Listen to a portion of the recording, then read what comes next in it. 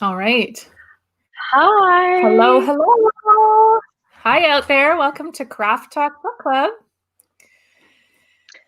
Wow. Hi, if you're here, love- send us a comment because we can't see you, but we can see if you'll comment. Yeah, we'd love to know who's here, where you're from. Let us know if you can see us and hear us. And in case of awkward pauses, sorry, I think speaking of awkward pauses, I think there's a 10-second delay with the streaming service we're using. So if you comment, we'll see it. There's just a bit of a delay, but we're all used to that now because of Zoom. Oh, great. Hi. I see Kim. Hi, Kim. From South Carolina. Yay. Great. Yes. Malgorzata is here. Margaret, hello. So glad you're here. Oh, Pamela. Great. People are coming in. We're live, Mary. This is happening. It's happening. We have a couple of Canadians, Nicole. Woo! Representing. Excellent. Yay. From New York. Super. Yeah. Excellent. So good to have you, Meryl. Oh, yeah. We emailed this morning, Meryl. I'm glad you made it. Yay. I know Artis. Hi, Artis. Hi, Artis. Great. And hi, Vanessa. Super. Should we dive in? And Pamela? I think we should dive in. So hi, we are going to introduce ourselves. But before we do, welcome to the inaugural meeting of Craft Talk Book Club. This is our first meeting. It's super exciting for us. Nicole and I have been plotting this book club for a few months now. We met last year during the pandemic, and you'll hear more about us in a moment. But we're just, one of the things that we had been talking about as writing teachers and as writers is wanting to have more fun in our lives and in our businesses. And a book club in which we talk about craft sounded like a ton of fun to both of us. And that's why we're here. Here we are. So we're really excited that you're joining us, and we're excited for what we're going to do together today and going forward. If you haven't read the book or haven't finished the book, no worries. I can't promise that there won't be spoilers. But I don't think, hi Liz, good to see you. I can't promise there won't be spoilers, but I don't think they will be the kind that make you not want to read the book. If anything, I feel like being here will make you want to read it even more if you haven't yet. And we're going to try to make these conversations useful to you, whether or not you've finish the book. So, if you haven't finished, come anyway. Please come. Like you'll still, we hope, get something out of the discussion. So, from there, maybe we'll introduce ourselves, Nicole. Sure. I would love to introduce you, Mary. Okay. Should I go for ahead? it? Yeah.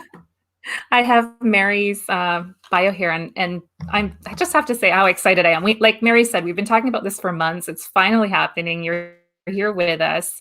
And Mary has picked such a great book to talk about. So I get to dive in. But it's a pleasure to introduce you to my friend, a wonderful writer and instructor, as you'll soon see, Mary Adkins. Mary is the author of the novels When You Read This, which was an Indie Next Pick and Best Book of 2019 by Good Housekeeping, and Privilege, New York Post Best Book of the Week, and Today.com Best Summer Read. Her novel, Palm Beach, will be out in August. Her books have been published in 13 countries, and her next novel, Palm Beach, you could do it again on the cue, Palm Beach, will be published by HarperCollins in summer 2021. Her essays and reporting have appeared in the New York Times, The Atlantic, Slate, and more. And that's all I have, Mary. She teaches. Oh, great. And now I want to introduce Nicole to you. Nicole Breit. Breit has an amazing last name and is an award-winning essayist, poet, and writing instructor who lives in Canada's Sunshine Coast. Her work is widely published in print and online journals, and her essay in Atmospheric Pressure was selected as a notable essay by the editors of Best American Essays 2017. And she's the creator of Spark Your Story, a series of online programs for life writers. Okay, but we also want to get to know you a little bit, and also like share a little bit of more fun stuff about us than just our official bios. So I would love to know, just put in the chat, what is your favorite snack to eat while reading? And Nicole, what is your favorite snack to eat while reading? Chocolate almonds. I have some here. How about you? Mine is definitely popcorn, and I wish I didn't actually pop any, because usually I eat it at night. But it's become a pandemic ritual that I'll eat popcorn every night as I'm reading. It's one of my favorite times of day. Welcome, Pamela. I see in the chat. Yes, you are a fellow attorney turned writer. Good to have you here. Let's see, peanut butter Oreos, I see. Oh, Margaret doesn't eat. She drinks coffee. A caffeinated reader. I was so married that I read really fast. So I actually read really, really fast, and I have to reread books because I know that I miss things because I'm so excited to read. So if I had coffee, I'd be in big trouble. Yeah. Wine and popcorn. That's upping the ante. Wine and popcorn. I love it. Herbal tea, I see. Hot chocolate, sea salt crackers. Sounds lovely. Oh, Joanna's a fellow chocolate lover. Chocolate covered pretzels. That sounds good. Christina doesn't want to dirty the book. Christina, are you someone who doesn't fold down the pages either, or take notes? I know there's some people who like to keep them pristine. Meryl, I bet your books get soiled if you're reading in the bathtub. I'm married to someone who used to work at a library, and it is a big no to read in the bathtub, but I do it all the time. And then I get stern looks for, water damage. Terrible. It's terrible. I don't have a bathtub, or I'm sure I would be doing the same thing.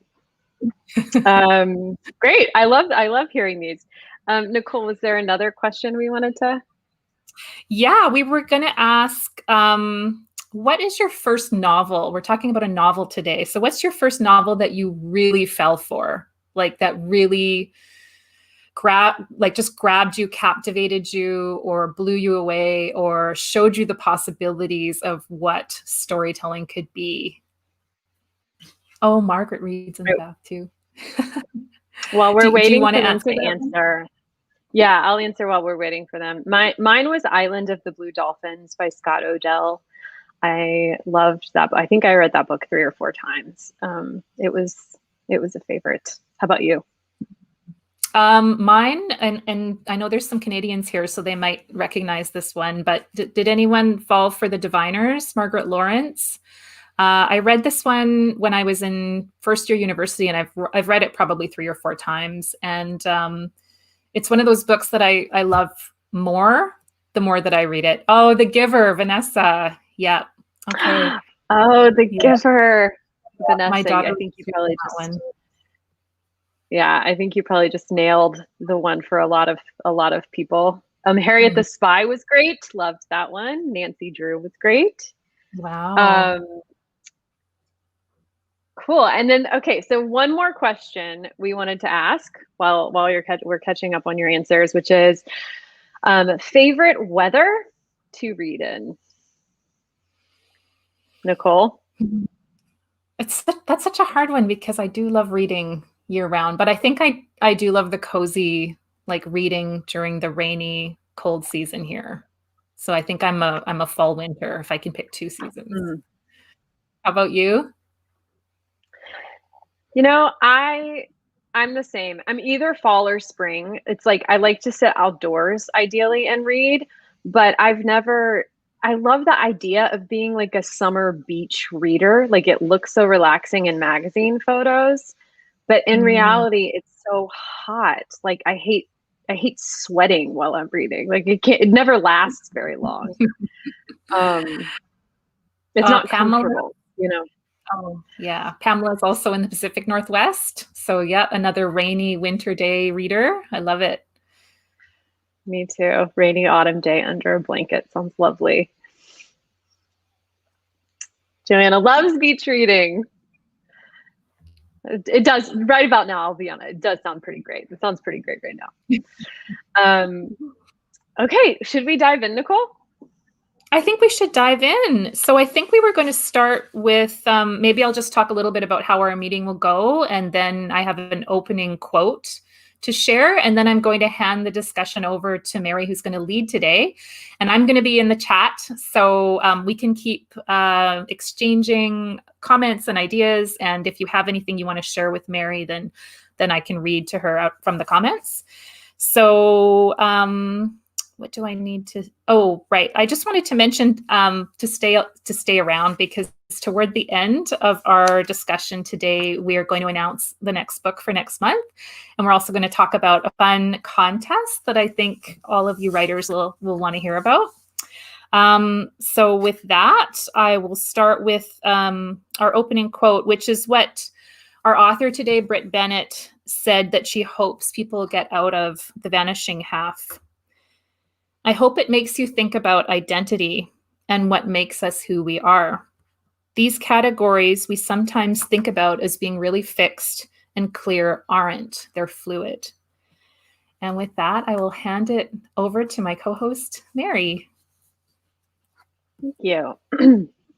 Yeah, in preparation for this conversation today, I watched a number of interviews that Brit gave as she was launching this book. And if you loved the book as much as I did, I recommend doing that. There are a whole bunch of them on YouTube, and it's so much fun to hear straight from an author's mouth how they thought about, or how they think about their writing now that it's out in the world, and what they're willing to share about their writing process. And Brit is really generous in what she shares in those interviews. And so that quote that Nicole just read is from one of those.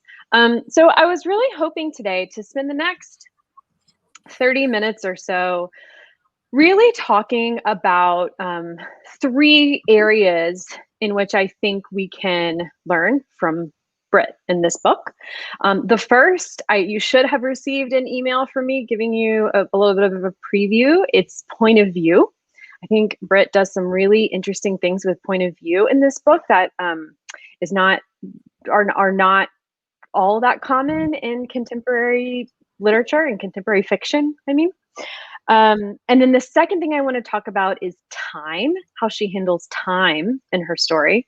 And then the third, I want to hear from you what you want to borrow or steal. Nicole says borrow, which is such a nicer term than what I use, which is steal. So I'm going to start saying borrow. What you want to borrow from Brit in your own writing. So that's what we'll kind of wrap up with today. But to start, let's talk point of view. So I gave you a little assignment in the email and asked you to tell me what point of view The Vanishing Half is in, and not to Google it. So can you please put in the chat, what point of view would you say this book is written in? It's not a trick question.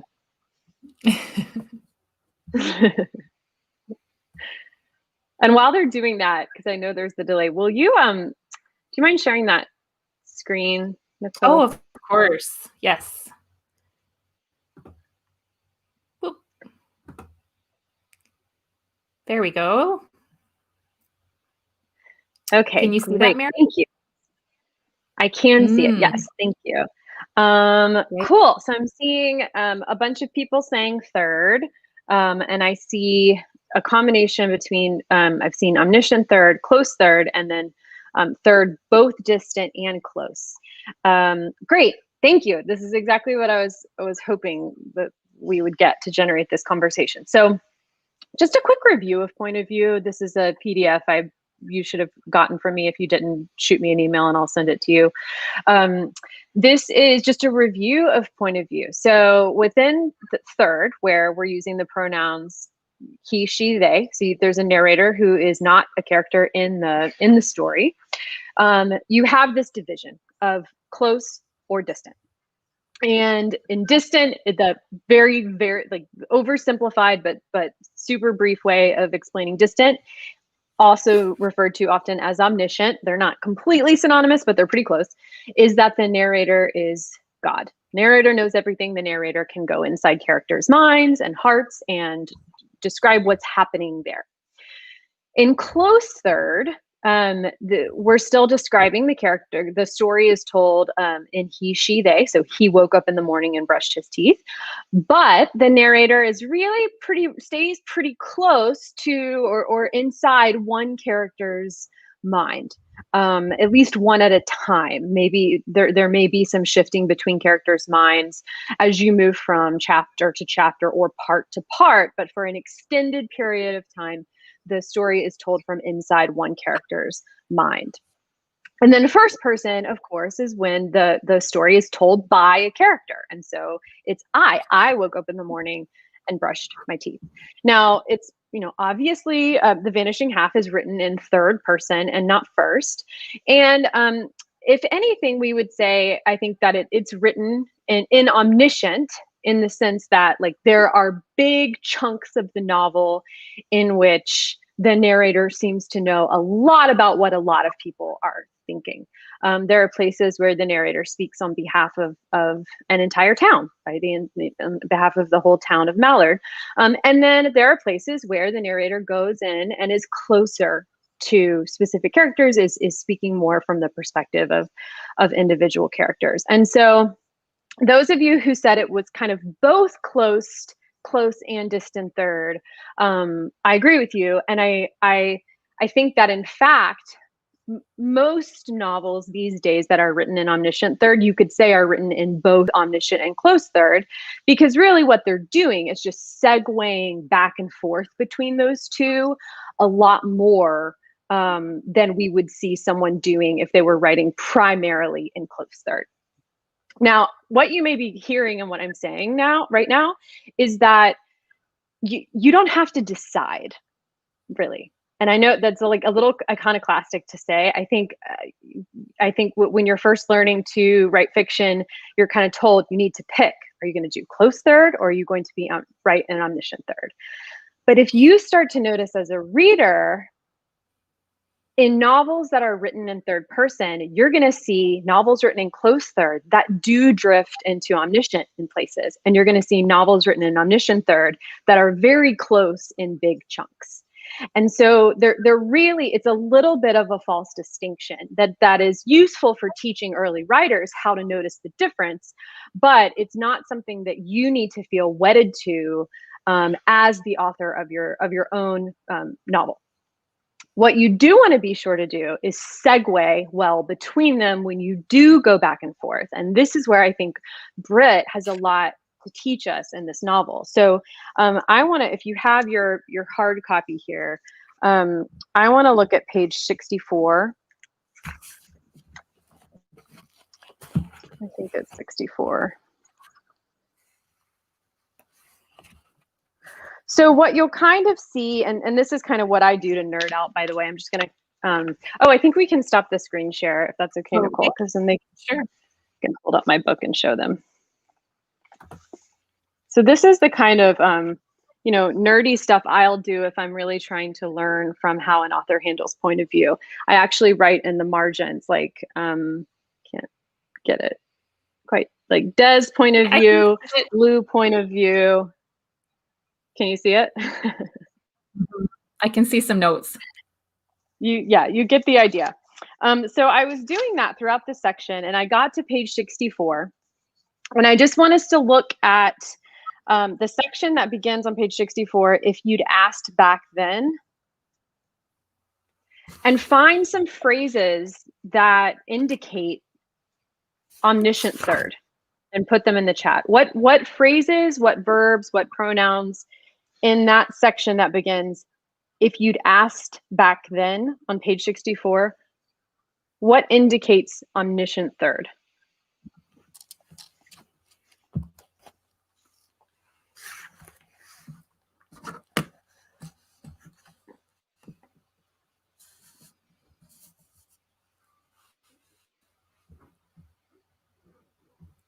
While people are answering your question, Mary, I love that you brought this up, because in memoir or creative nonfiction, shifts in point of view can happen quite often, and may not be common, but it's something that I encourage writers to explore.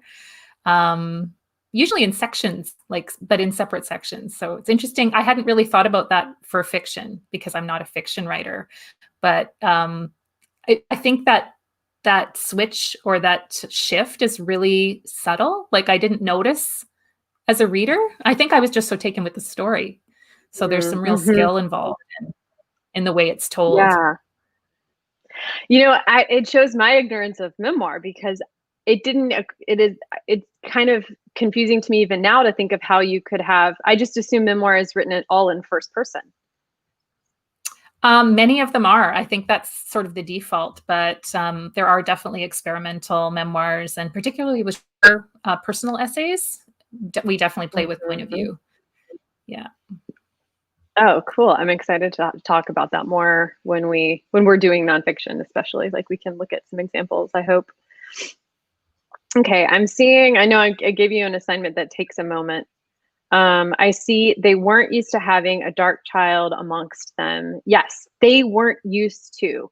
Right, exactly. They weren't used to. The narrator is inside everyone's heads collectively, the whole town.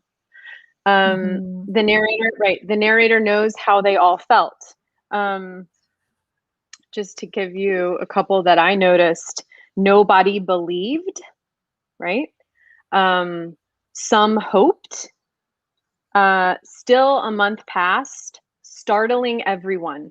Everyone was startled, right? And then we're going to move into page 65. Many references today. Yep, exactly, Margaret. And then when we get to page 65, by the middle of that paragraph, the middle of the middle paragraph, I'm just going to read the middle of it. So by then she'd fallen into a routine, walking Jude to school, cleaning the house, working the sedate dinner crowd at Lou's as Jude read books at the counter. Each evening, she waited for Early Jones to call. She never knew where he would be calling from or if he would call at all. But when Lou's phone rang near closing, she always answered. The shrill bell jolted her from mindlessly refilling sugar canisters and wiping down tabletops. So we are now closer, right? Are people comfortable with me saying that? Like we are now in Desiree's point of view. And so how did we get there in a way that wasn't jarring? Well, we got there in two key sentences in the kind of middle top of page 65, right? So somehow that same Desiree was back, kneeling between her mother and daughter during Sunday Mass.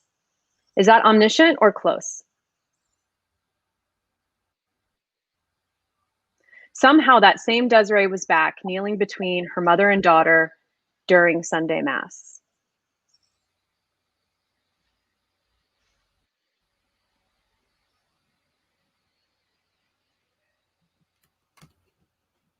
There's that slight delay, so we get to feel the suspense of awaiting your answers. Omniscient. Yeah, I think that sentence if I had to pick, I would choose omniscient. And then the next sentence, she was as surprised as anyone to realize one morning that she had been home for an entire month. So I love this sentence because it's such a beautiful, such an elegant transition from omniscient to close, because she was surprised is now close, but the as anyone connects it to that collective mindset that Brit was just writing from, that perspective she was just writing from. So she was surprised as anyone to realize one morning, and now we are in Desiree's point of view. So it's I think this is a great book for if you really want to kind of do this dive into looking at how an author can effectively segue from omniscient to close and from close back out to omniscient. I think this is a really great novel for doing that, because there is an art to it. I mean, I think another fun exercise can be to take out some sentences or even one sentence and see what happens. Like in this case, I think if we didn't have those transition sentences, it would have been very jarring to go from the collective town's point of view to suddenly we're just 100% purely in Desiree's mind. Okay, so any final thoughts or questions on point of view before we start talking about the use of time in the novel? Or Nicole, how about from you? Any thoughts on point of view? No, I'm excited to hear what you have to say about time, because you told me this was something you were going to share, and I've been really curious. So I'm ready to move on if everyone else is. Yeah, I just want to make sure there aren't thoughts because of the delay. I'm checking I'm eyeing the chat here. I see Janet Ivanovich uses Stephanie Plum always in first person. Yep, great, cool. Robin, yeah. I think often when there's a recurring character like that, you know, a series, it's pretty standard for the author to stick with the same point of view. I think it could be interesting to change it up, but I don't think that's often done. Okay, so while if someone has a point of view thought, well, we can come back to it, but I now want to talk about time. Did anyone notice how time moves in this novel? Did it strike anyone? What did you notice about it? What questions did you have? Was it confusing? Was it interesting?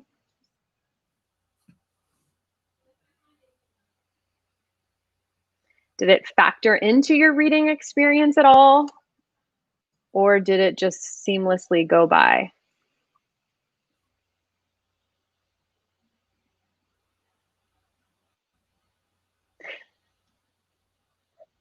It also may be that you didn't even notice how she was dealing with time, which is interesting in itself. You may be surprised I'm even asking this. While we're waiting to hear from people on time, I see Kelly, you said, you mentioned this point of view is unusual in contemporary fiction. Why is that? I think because it's hard. I think omniscient is really hard. And it's easier for me at least, to write in close third. And it's easier I think it's easier as a writer to connect to characters when you're writing close. And it's easier for readers to connect to characters when you're writing close. And so omniscient author writing a project in omniscient, you'll do it, you'll move in close because you must, but you're adding the extra challenge for yourself of having to segue, which can be tough to do. I like Paige's comment, the time and flashbacks made it more interesting, added to the mystery, as in not knowing right away what Stella's life had been like. Yeah, exactly. And Joanna says she would go forward in time and then fill in some of the gaps. Yeah.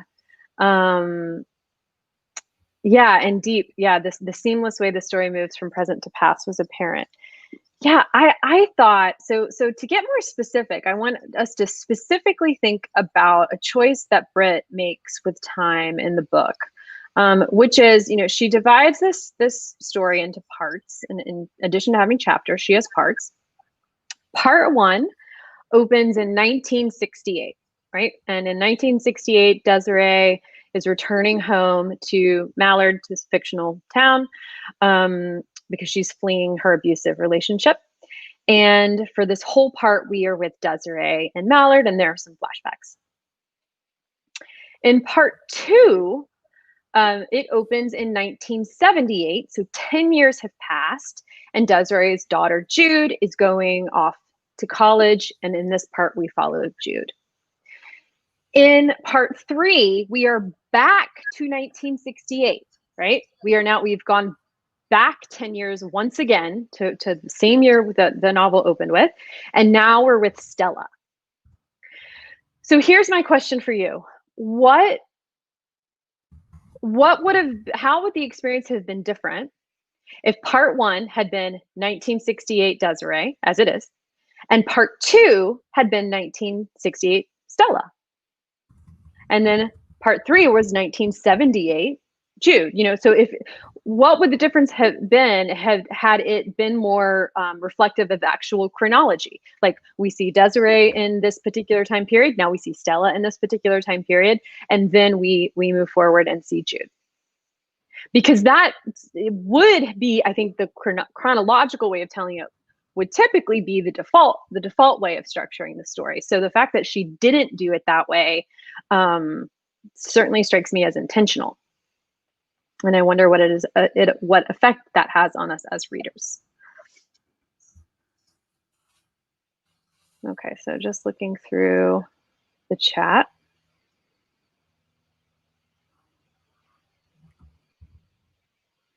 It helped her disclose, I'm reading the chat, it helped her disclose just enough info from the story to keep us intrigued, right?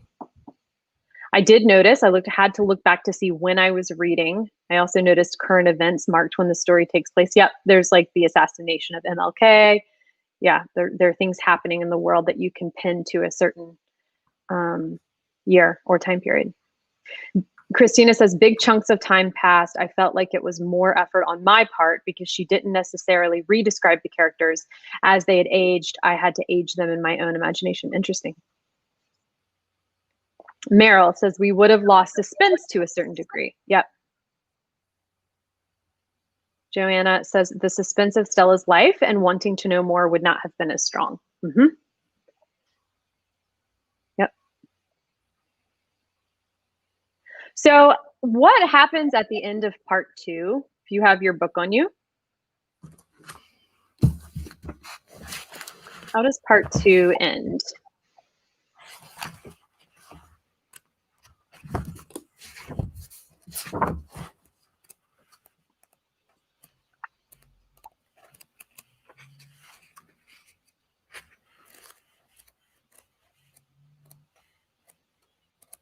Christina, I like that note. I was aware of wanting to know what was going on with Stella when the first half was all about Desiree. Yes, they're just these little, I think one of the first things we learn about Stella, Brit just drops in this little remark of that something like Desiree didn't know that her sister had secrets or something. And they're just these little breadcrumbs that are dropped for us early in the book. And it's, I also, those were effective for me. I wanted to know what was going on with Stella. And the fact that she held out for so long only teased that suspense in an effective way for me. But how does part 2 end? Yes, Jude realizes who Kennedy is and who Stella is. Jude sees Stella, right?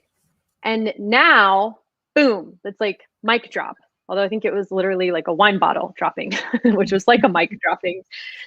And now we don't get to, a lot of times when I'm thinking about writing craft, I like to visualize almost like I'm watching a movie. And this is such a great cut in the film if this were a movie. Like she sees her, she drops it, and then we don't get to know what happens right away. We are left in this suspension, in this tension, while we now go back in time and follow Stella's journey. So the effect of telling it this way, of structuring it this way, is that the whole time we're reading Stella's backstory, that is hanging over us. We know Jude just spotted her, and we know there's a fallout from that's coming. And so if the Stella story had been right after the Desiree story, and we didn't have that hanging over us, it might have worked fine. And, you know, Brit is an incredible writer. She has fantastic prose. She has great character development. All of that is a given. And so I'm sure we would have enjoyed reading. But how would the experience have been different? How would it have been different if we didn't have that tension of knowing that we were now suspended between this thing that just happened and the fallout of the thing? I think it would have been really different. I think it would have been easier to put the book down for me. Mm-hmm. And because she wrote it the way she wrote it, I couldn't put it down. You know, I was just, you know, flying through flipping pages. Just checking the chat here.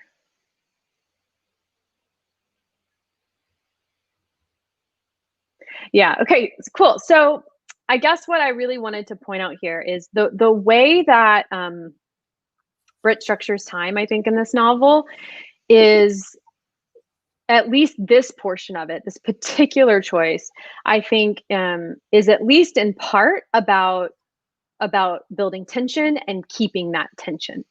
And it's such a simple concept. Tension is such a simple concept, but it is also something that I think we can easily forget as writers, like the importance of having tension at all times in our work.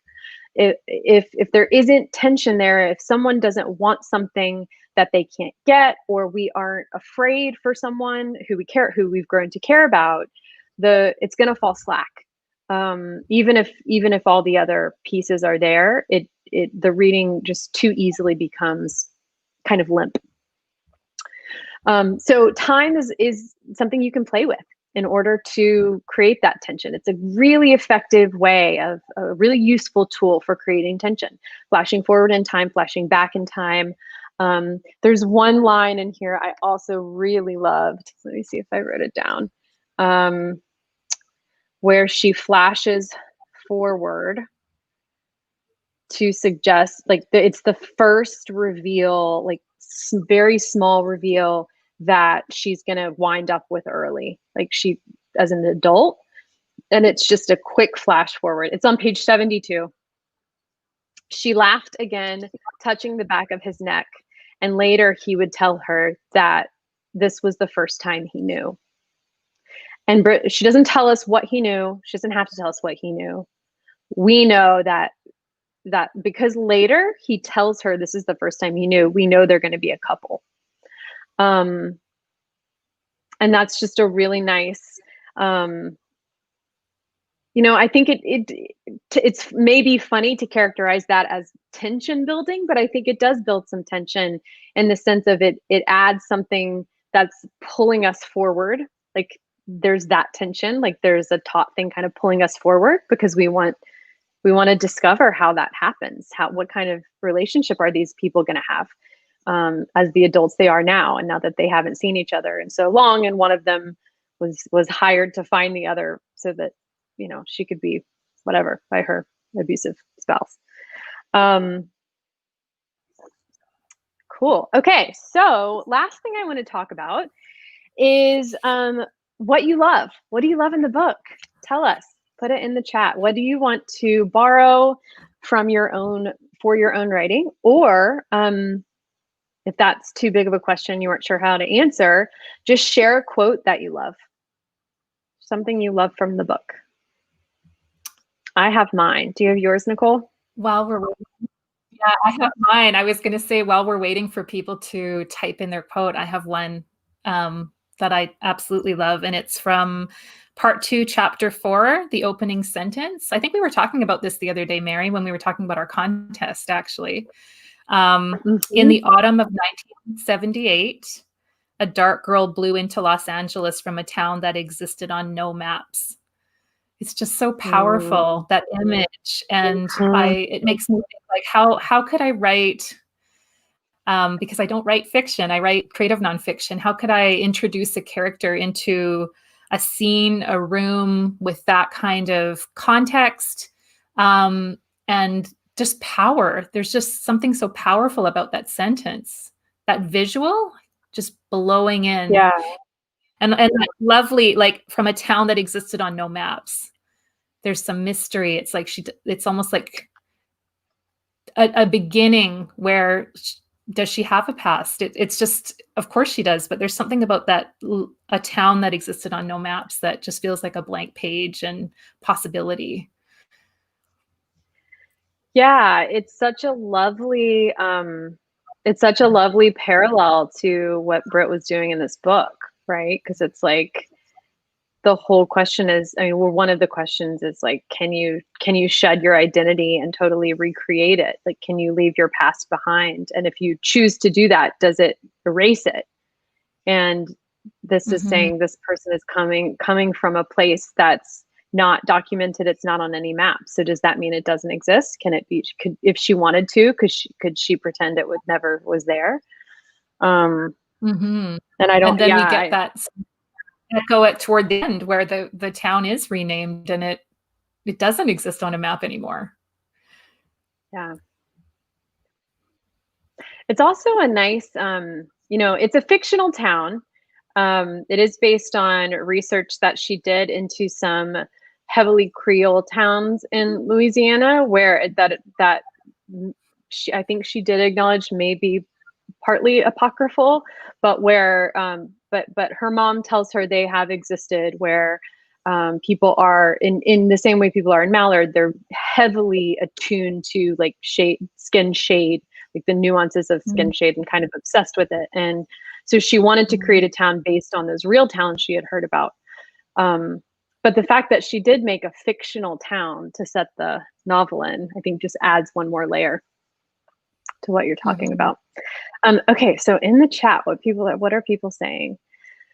A great quote. As a writer? Oh, go ahead. I just wanted to read the quote from Deep. Lightness, like anything inherited at great loss, was a lonely gift. It's great. Mm-hmm. The cost of the gift. Mm-hmm. God, that's so it's such poetry, that one line. Mm-hmm. The honesty of the conversations. Oh, yeah, great. I would love to hear if there's a specific one that you can think of, Calista. I would love to hear. Christina says 2 scenes when Stella slaps Kennedy. And then page 135, 136, when Reese gets undressed but keeps the chest wrap on. I need it. Both steeped in such emotion with so few words. I felt Reese's pleading even. Oh, I remember reading what you're saying. I'm remembering my feeling too in that moment, how vulnerable it was and how much I felt their vulnerability. Joanna says, I think the most exciting part of reading for me was realizing that this vanishing half wasn't just about Stella's identity, but also Reese's. I wasn't expecting that. Yeah. That was very cool. Yeah. And the way, oh, go ahead. I want to hear what you say, I was Nicole. just going to say that for me, that was a moment for me too, when I was thinking about identity and how how so many of us just want to feel whole, just to be our whole selves and are actually halved. Even if we don't have to perform or pose or deceive in order to be ourselves, by the deception required for everyone to be able to exist, to coexist in this environment or this world. We're all halved. Yeah, but I love that how that repeats in that storyline. Yeah. Yeah, and it's such a nice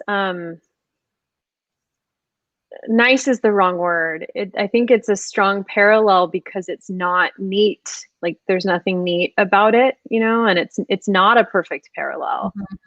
It's a really different situation, but the parallelism is still there and is still, I think, resonant certainly in our subconscious, if not something we're consciously noticing. And I love that too for that reason. Christina says, I thought he said please in the line, but when I look back, there is no please. I was fascinated by how I misremembered with such intense emotion. Yes, because maybe please was in his voice and what you were seeing is his demeanor and need in that moment. Vanessa, I love that so much. Vanessa says, I would argue that Reese is perhaps becoming more himself while Stella is becoming less, and that's so beautiful. Yeah. Because, and when you put it that way, my first thought is why? And it's because Stella is running away from something. I would think she's running away from something that she doesn't want to be. Whereas Reese is trying to become a truer version of himself. And that's like, it's all about the motivation. What is the motivation? To become a truer self or to hide the true self? One interesting thing that Brit said in those interviews about researching for Stella's character is that she read up on people who fake their deaths to try to start a new life. that was the kind of the primary research she did into trying to imagine what it might be like to be Stella. And one thing that she said is that a lot of times when these people would be found, these people who faked a death in order to start a whole new life as a different person, in cases where they would later be found, there would be this real, like, there would seem to be this real cognitive dissonance for them, because they now felt like two people. They didn't feel like, oh, I'm caught and I've been lying for these most recent 20 years because the real me was the person who was before that. No, like, they are both of these people, the person they were before and the person they've been in hiding, which was really interesting. Let's see. And page 287, the bottom dialogue between Kennedy and Jude. 287. I'm just going to pull that up real fast. I'm curious because I love this dialogue between Kennedy and Jude. Oh, yeah. I'm just looking at it. Like, your boyfriend's nice, Jude said. No, I'm sorry for what I said at that cast party. I was drunk and I didn't mean it. You meant it, Jude said, and you were drunk. Both things can be true. These conversations between Jude and Kennedy, I love them so much. And in thinking about why, I think because they feel like relatives. They talk to each other like the way, my sister and I would, or like my cousins and I do, even cousins I rarely see and didn't even grow up in the same city as. I think there's something that she may be touching on here about how we relate to family, in a way that can feel intimate and we aren't even aware of it. They do very much feel like family when Kennedy is making the decision to go sit with her in the hospital, and she's like, that's something family does. That's not something a lot of friends do unless they're really good friends. But I love that conversation in that whole section too. Joanna says also the theme of acting in the book. How much must we act in our lives for self-preservation, and what do we lose in that? Yes, I don't know about you, Joanna, but I was so I read the book a couple times, the second time in preparation for this meeting, and the second time especially, Kennedy's reaction to all of this, where she flees and just pretends to be different people, including Jude. So she's been an actor, which is pretending, like she's an actor, but even after that, then she stops even restricting it to the stage, and she starts doing it in real life. And one of the people she pretends to be is Jude. And then I don't know if you all remember, and I know I'm definitely giving a spoiler if you haven't read it yet, but it's still worth reading. She becomes a realtor. And I think the last line for her section is like, imagine who you could be here. She says to her clients, imagine who you could be here. So yeah, I think there's, and when she becomes just layers. Yeah. Go ahead. The first quality or something for becoming a realtor, honesty. I think there was a bunch of bullets about, become a realtor. Here are the traits required. Yes, I forgot that. I love that. One of the things I love. Question about. Oh, go ahead. Oh, sorry. Go ahead. I want to hear you. I want to hear yours, Nicole, because I was just going to answer a question.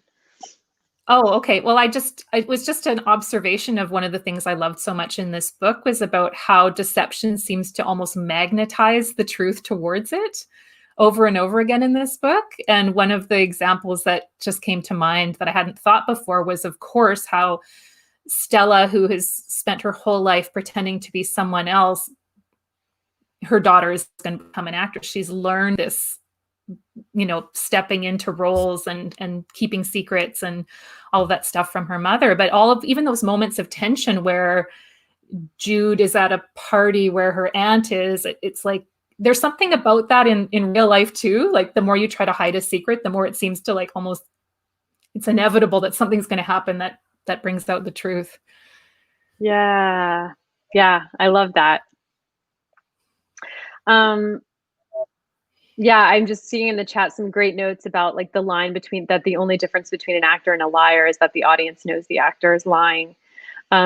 Deep, you asked a question Mhm. about about writing short stories. I think the segueing between omniscient and close is the same regardless of the length of your fiction. I think the craft is the same. Okay, one thing really quickly before we wrap up this part of the discussion that I wanted to note is a few sentences that she uses that are incredibly short. Page 50. Page 50, a section starts with the sentence, Mallard bent. Mallard bent. The same rhythm as Jesus wept. The shortest, at least I was told at some point or read. I don't know if it's true, but wouldn't be surprised, the shortest sentence in the Bible. Mallard bent is as short as a sentence can be, I would imagine, unless it's a command like go. It's a 2-word sentence. And she has a few of these. There's another one on page 270, the town clung. The town clung. When it's once again a sentence about Mallard, but in this case it was about how Mallard was haunting Kennedy. But I think I noticed this because, you know, I'm these days, in addition to being a writer, I teach writing and I read a lot of writing by aspiring authors, and I never see sentences this short. No one ever writes sentences this short. And I think I could also speak for myself. I don't think I really, I don't, at least not intentionally, not consciously, I don't write sentences that short. And we should, because they're bold and striking, and we can. And just because, you know, we have all the words available to us in the English language doesn't mean we need to always write long sentences using as many as we can think of. So that was one thing I noticed that I loved. And then the other thing I noticed that I loved, I mentioned a little while ago, but it was that line on page 72 when there is a flash forward to early in Desiree's relationship. When she says, she laughed again, touching the back of his neck, and later he would tell her that was the first time he knew. So I love this because there's a lot of crap happening in the book to these people at this point. Like, you know, she's just escaped. Her sister abandoned her. Her best friend and twin abandoned her. She gets into a relationship with someone who abuses her for many years. She's finally escaped him. He's hired a bounty hunter to find her. She's having to live in her childhood bedroom in this town where she's basically ostracized and where people are mean to her daughter. Like, it's bad stuff is happening to Desiree, right? It's not good. And what this one line does is just say, like, here's something good. Here's something good that Desiree gets. She gets to have romance. She gets to have a relationship with someone who we sense is probably a good person. And I think it's such a great reminder of, you know, my students hear me talk about it a lot, but like, I think it's important to remember to give our characters joy, and not tons of it necessarily, and not everywhere throughout the story. But I think it's important to do it sometimes, to give them some joy. And that's what Brit does, I think, in that moment, is she gives Desiree some future joy. Okay, on that note, Nicole, should we prepare people for what's coming up? Sure, we can do that. I did prepare one visual that I wanted to share in answer to that question about what I wanted to borrow. Yeah, so I really think Brit Bennett is like a master of illustration. And when we talk about like showing and telling it, did anyone notice, like, of course, how many times that the word half was repeated, and then there's on half, like doubles and twins and all of this stuff. So I thought that I would just kind of track it a little bit, and I need a little chart. I saw it as a hub and spoke chart, so I'll just quickly share it with you, because I thought it was it might be an interesting tool to use in writing, and maybe other people might feel that way too. Just the way that Brit turns on this idea. I hope it's not too small, but basically I just took, as I was reading, noted where half came up. And I just loved how she takes this idea or experience and keeps turning on it and showing us really subtly in different scenes and lines what that experience can mean in different ways. And so I thought, well, this is like a really interesting way to maybe intentionally go into a story that we want to write, whether we're writing fiction or nonfiction, and thinking about a core idea or image or word. Sometimes those things kind of come up organically, where you notice as you're writing that a word keeps recurring, and you can kind of dig into that a little bit. So I just wanted to share this idea and see if that was useful to anyone in terms of what they might want to borrow or take away from the book. I love that. Nicole, can we share it with people who are in the book club, on the email list? Can we share this image with people after? For sure. Yeah. Absolutely. Yeah. Great. And I think the other thing I noticed is there's different words in. I think this could work for this book. I just wanted to say, for things like the word vanishing or the idea of disappearing, or even just identity. Like, there are lots of things, light and darkness, contrasts that come up again and again in the book. And just sort of finding the way the author is touching on those ideas again and again, but in new ways. I think it's really interesting. So. Yeah. And I like what you said about how sometimes you may just notice it, like it may happen organically. Or you could think of it as a device you intentionally want to explore to see how it helps you frame your story or explore aspects of your story along a theme. Exactly. It can be like a great starting point. Yeah. Sorry, I was just going to say that can be a great starting point. Oh, great. I'd love to share it. Yeah.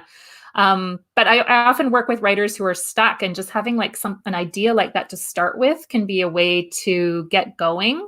Or you can use a tool like that in revision and development. Like, maybe you're writing and you notice, or a reader tells you, oh, I noticed like stars come up a lot in this piece or in your stories.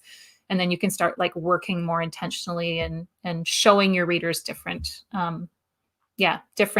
meanings or associations. So I'd love to share it. Thank you so much. Great.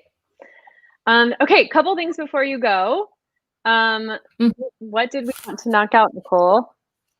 Mary, we were going to tell them, of course, about next month's book club and the contest, the exciting contest. But before we do that, I think after seeing everything you shared today, we might want to let everyone know how they can work with you, because you are a writing coach and brilliant teacher. So do you want to talk to them a little bit about how they can work with you?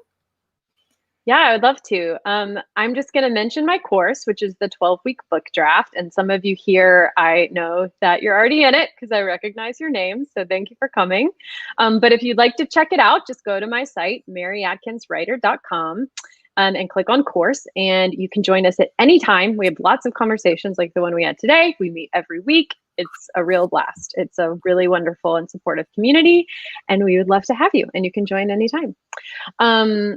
And next month's book, Nicole, what's our book for next month? Book I chose for memoir, Untamed by Glennon Doyle. Can you see that, everyone?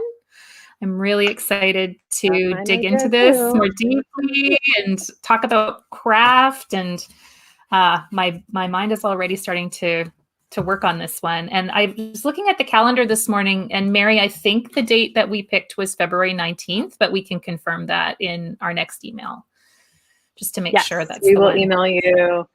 We will email you. It is February 19th. And Nicole, if you don't mind throwing this link into the chat for everyone as I'm saying it, it's just giveaway.crafttalkbookclub.com. We're having a contest because who doesn't love an excuse to write things? So for this contest, we'll announce the winner at next month's book club. For this contest, you're going to go to giveaway.crafttalkbookclub. I'm testing it right now. crafttalkbookclub.com. So giveaway.crafttalkbookclub.com. And we're giving away a $25 gift card to bookshop.org, which is where you can find any book you want to read on there. And all you have to do is write a great sentence. Write your best sentence. Here's the thing. You have to fill in the blanks of a sentence that is in Vanishing Half. In fact, it's the first sentence of the Vanishing Half. So the morning blank, and even now, many years later, everyone remembers the shock of blank. Okay, couple things. You're not trying to rewrite the first sentence of the Vanishing Half. This is just a fun, creative exercise where you're taking the structure of the sentence and filling in the blanks to make it your own and make it interesting. The other part of this is we want to spread the word about book club, and we want more people to find us, because this is like, this is what we want to do, is expand this community. So in order for your sentence to enter the contest, you have to share this. You have to share the contest with someone, with a writer, with your writer friends. If you're in a writer group, share it with all of them. So once you enter your sentence, you'll get a little unique referral code, and just send that to your writer friends. And as long as one of them enters, you are in the contest. And we will read the winning sentences next month, on February 19th. I can't wait. I can't wait to read all the entries, like all of the different kinds of sentences people are going to send us with that. That sentence structure. Me too. Mad Lib. Literary Mad Lib. Yeah. Yay. And if you want to share it with more than one friend, you can enter more than one sentence. Share it with one friend for every sentence you enter. Okay, so I see one more question in the chat, which is, can we go back to the question of passive voice being flagged by Grammarly?